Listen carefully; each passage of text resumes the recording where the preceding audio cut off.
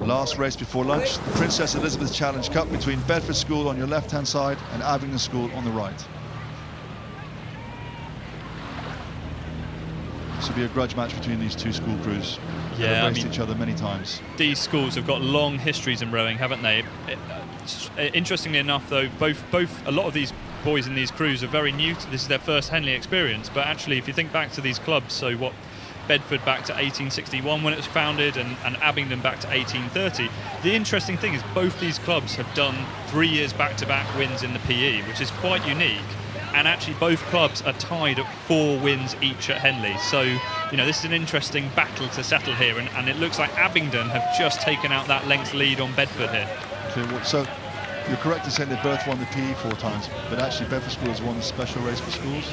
Oh. So back in the 80s, when A-levels clashed with Henley Royal, there was a race put on just on the weekend, over 1,500 metres here, and Bedford School won that. So what you're saying that Bedford have got one up on Abingdon already, so it's yeah. Yeah, but one more win exactly. But Bedford won their first race here in 1946. Abingdon didn't win their first one until 2002. Yeah, it was more of a run through the 2000s, wasn't it? 2011, 2012 and 2013 was their winning run. And that was their last win.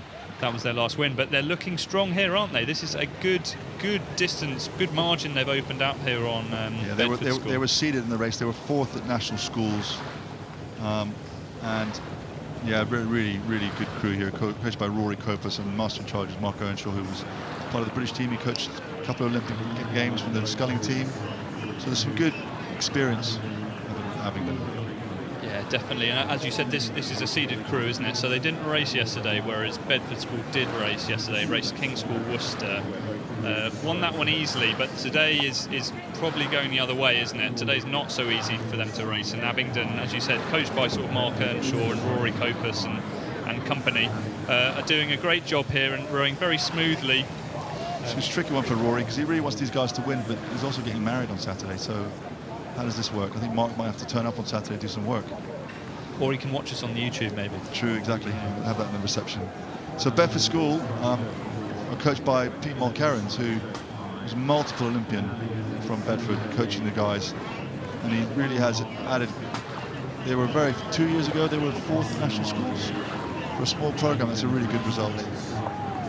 It's great to see Bedford out here racing, and then you've got the likes of people like Phelan Hill that came through those doors and would obviously claim that rowing on that stretch of the Bedford bit of the river, would instill some great skills in any cox being able to steer through that town bridge. And Jack Beresford was from Bedford School, and at school there they have at the Berlin Olympics, all the gold medalists were given a tree. So there's a Hitler tree at Bedford School planted on the grounds, which is the tree he was given at the Olympics. Oh, wow. It's a little bit of history, non-rowing history. Yeah. So here, Abingdon really making this easy, actually, which on paper you would expect. Bedford School were 11th at national schools, and Abingdon were 4th, just missed out on a medal.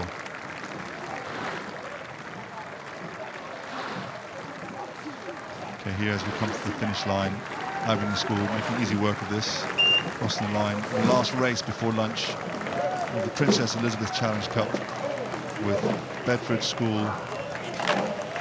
Their last race of the regatta, really, you can keep their heads held high, really attacking that race all the way to the line.